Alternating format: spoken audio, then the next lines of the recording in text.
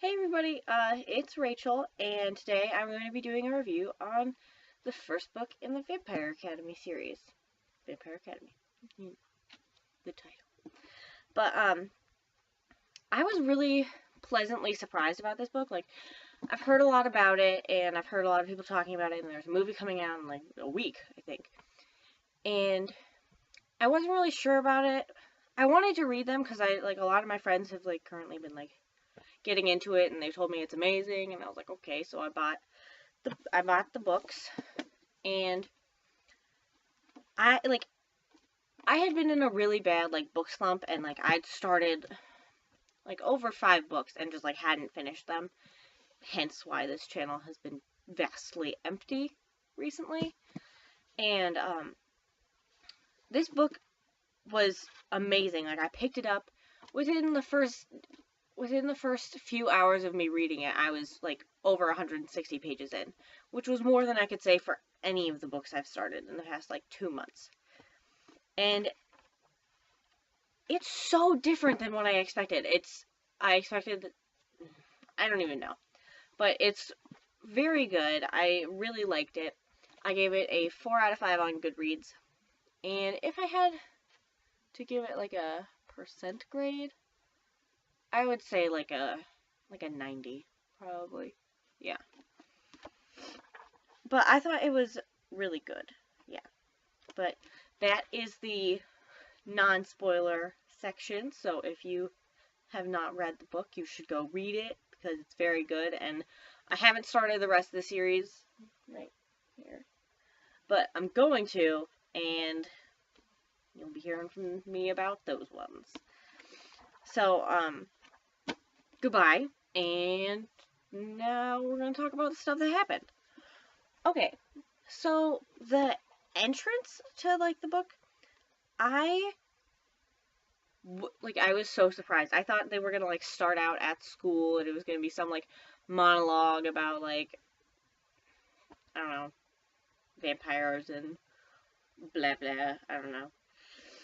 But it started out, and I was so confused, but I was really happy within the first 3 pages, because I was like, what? This is awesome. And then as it continued, it was just okay, I'm gonna be honest with you right here. Rose is not my favorite person. She's not. Me and Rose, we would not be friends in the real life. But, okay, did you guys call her Lisa or Lissa? Because I called her Lisa. Whole book, Lisa.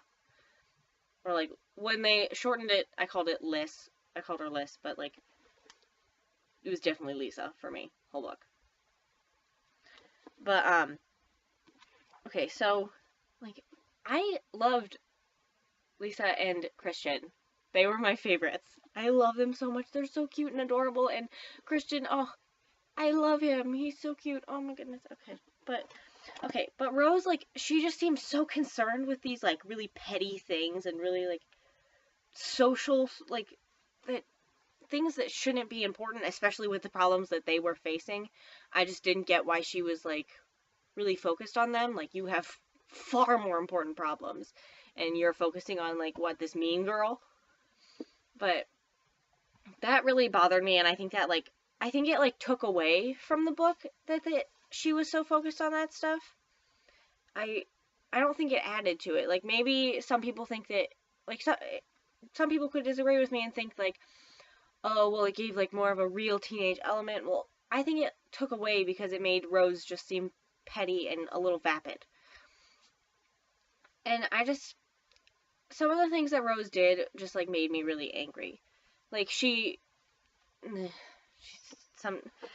would invade, well, that's probably the wrong term to use, but, when she would, go into Lisa's mind, at first, it was not something she could control, but then, when Lisa started doing things that she didn't want her to do, not necessarily things that were bad for Lisa, but things that Rose, didn't agree with socially, hanging out with Christian, she would, go into her mind and, spy on her, and I think that was, really wrong. And it bothered me. Because, as a friend, you should, respect someone's privacy. And, I mean, I'm glad that we got to see Christian and Lisa together, because I think that I would like the books better if they were told from Lisa's point of view, but you know, whatever. But I'm told that Rose grows throughout the books and she gets better and like less focused on stupid like things like that. But Dimitri's okay. He's a pretty cool dude.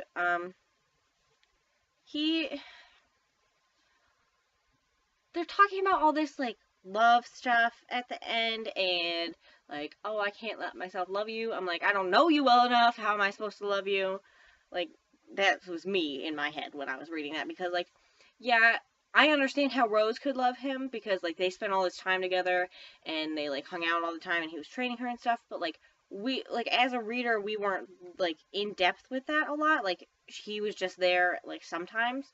And I think that we needed to like get to know him more, like as a character, to like actually feel something about him. Like Christian was in the book like way more than him, and that's like why I like love Christian. I know him. I know things about him. I get him. But like Dimitri, like you don't have a lot of backstory, and the backstory you get isn't detailed. It's just like a little bit there, it's a little bit here and there, and about things, and there's no like continuity to him. Well, there's continuity, but just, he needs to be more developed. And for them to like be saying that they love each other at the end of the book, like I get how she could love him, but like as a reader, like I want to love him too. Like I want to love him with you. I want to understand your feelings, like as a narrator. And I couldn't with that because I didn't know Dimitri. I didn't feel his character development throughout the book like I felt everybody else's. Well, yeah, that was that. And, the whole plot twist at the end, I, I'm not sure how I felt about it. I was upset that Natalie, like, was bad, because Natalie was pretty cool. I thought she was a cool kid. I liked her, like, a lot. I thought she was cool, and I wanted them to be friends with her, and I wanted her to become part of a gang. Like, yeah, but she's not, and I'm sad. She's dead now, and that's also sad. And then her dad is just a dick. Like, oh, well, like, he didn't care about her at all. He didn't care when she died. He didn't care she became a... How did you guys pronounce that? I pronounced it Strogi the whole time. Strogi, or like, something like that. It was in my head, so things get pronounced weird. But she became Strogi, and then, like, he didn't even care. He was smiling. He was happy. Like, he has, like, a secret Strogi army somewhere. I know it. Oh, also, another theory of mine. I hope Queen Tatiana becomes Strogi. Like, I hope she goes Strogi. Because I don't like that woman. How dare you say that to Lisa and make her feel bad. Don't like her. But, is Mia gonna become Strogi too? Or some crazy thing gonna happen with her? Because she's crazy. And I don't put anything past her. I think she would, like, murder someone if she needed to get something done. Like, I feel like she would kill somebody. But, I don't know. So, yeah, that's my opinion. But, I really want to know more about Miss Carp. She was just, like, they talked about her at random points, and, like, I was like, well, this is weird. I want to know more about this lady. But I understand why she became Strogi, because, like, her magic couldn't affect her, and, like, I feel, like, really bad for her, because, and now, like, her ex-lover's, like, chasing her. It's sad. But, I don't want Mason and Rose to be together. That's a no. They like, they're just friends. They have the friend element. Like, you know, those people who are, like, together as friendship. Like, they have a friendship and they are, like, friends. But then, like, they take it and it's, like, it's not something that's supposed to go this. It's this friend. It's supposed to be friends. And they're just not... I can't see Mason and Rose being together, like, in a romantic level. I can't see them being like that. It just doesn't make sense to me. And, okay, last thing I'm going to talk about is the cover change. And, to be honest, like, I know a lot of people are like, I have a copy of the old one, because I bought this before I found out that, like, two of the books weren't published in hardcover, and, like, I really like all my books to match. So I got this, and then I found that out, and I was like, eh. So I didn't read it or anything, and I didn't get any of the rest of the books. But back to what I was saying. I know a lot of people don't like movie covers, but, like, I think sometimes movie covers can be really good and really cool. I really like them. Like the Divergent cover for the movie that's coming out. Like, I get really annoyed when they put a bunch of girls on the covers of things. Like, I'm not a fan of the Delirium covers, because, like, I think they're annoying. But, because I like to imagine what people look like on their own. But there are some times when I like them.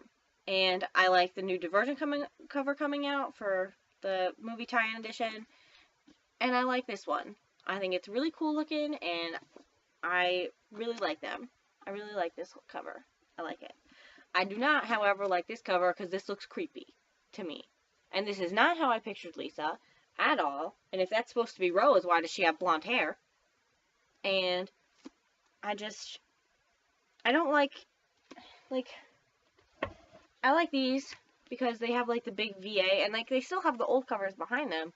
It's just, like, the VA, it looks nice and neat and not, like, something I would feel weird about taking in public. Because I know this is weird, but sometimes I get embarrassed about book covers, but that's, I don't know.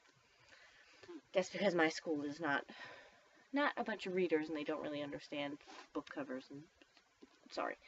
But I really like these, and I think they're really cool looking. And, yeah.